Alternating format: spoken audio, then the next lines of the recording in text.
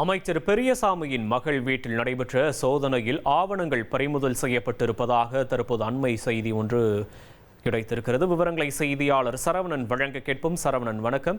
இன்றைய நாளின் சோதனை தொடர்பான முழுமையான விவரங்களை சொல்லுங்க.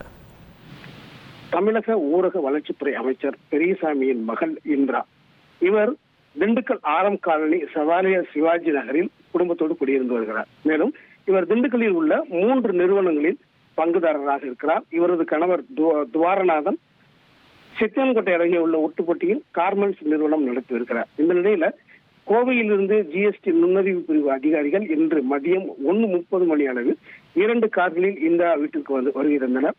அந்த காரில் இருந்த பெண் அதிகாரி உட்பட 5 அதிகாரிகள் ஜிஎஸ்டி தொடர்பாக சோதனை நடத்த வந்திருப்பதாக இந்திராவிடம் தெரிவித்தனர்.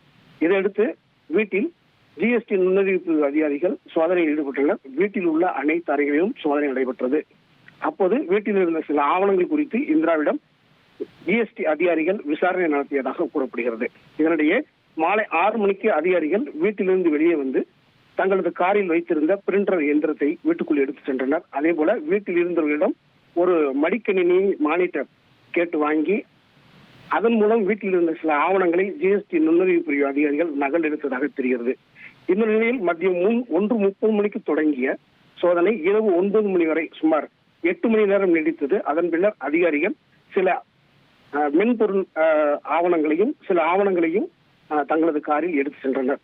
முன்னதாக ஜிஎஸ்டி நுண்ணறிவு பிரிவு அதிகாரிகள் சோதனை நடத்தியதை அறிந்த திமுக நிர்வாகிகள் மற்றும் தொண்டர்கள் இந்திரா வீட்டிற்கு முன்பு குவிந்தனர். அப்போது வெளியே வந்த இந்திரா, யாரும் காத்திருக்க வேண்டாம், திரும்பி செல்லுங்கள் என்று அறிவுரை கூறினார். ஆனால் சாளர் மலையில் நனைந்தபடி திமுகவினரும் அங்கே காத்திருந்தனர்.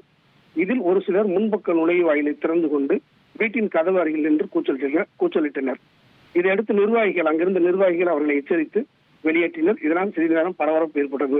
அதே நேரத்தில் வத்தலக்குண்டில் உள்ள ஒட்டுப்பட்டியில் இந்திராவின் கணவர் நடத்தி வரும் ஆயத்த ஆடை நிறுவனத்தில் மத்தியத்திலிருந்து தற்போது வரை நுண்ணறிவு அதிகாரிகள் 5க்கும் மேற்பட்டோர் 2 கார்களில் வந்து சோதனை நடத்தி வருகின்றனர். கடந்த ஆகஸ்ட் மாதம் அமைச்சர் பெரியசாமி மற்றும் பெரியசாமியின் மகனும் பழனி சட்டமன்ற உறுப்பினருமாக இருக்கக்கூடிய செந்தில்குமார் மற்றும் இந்திரா ஆகியோரின் வீடுகளில் அதே போல அவர்களுக்கு சொந்தமான தொழில் நிறுவனங்களிலும் கடந்த ஆகஸ்ட் மாதம் அமலாக்கத்துறை அதிகாரிகள் சோதனை நடத்தியது குறிப்பிடத்தக்கது. விவரங்களுக்கு நன்றி சரவணன். இனி செல்லும் இடமெல்லாம் செய்தி. தந்தை டிவியின் வாட்ஸ்அப் சேனலை ஃபாலோ பண்ணினா செல்ல இருக்கும் இடமெல்லாம் செய்தி. இதோ QR கோட்.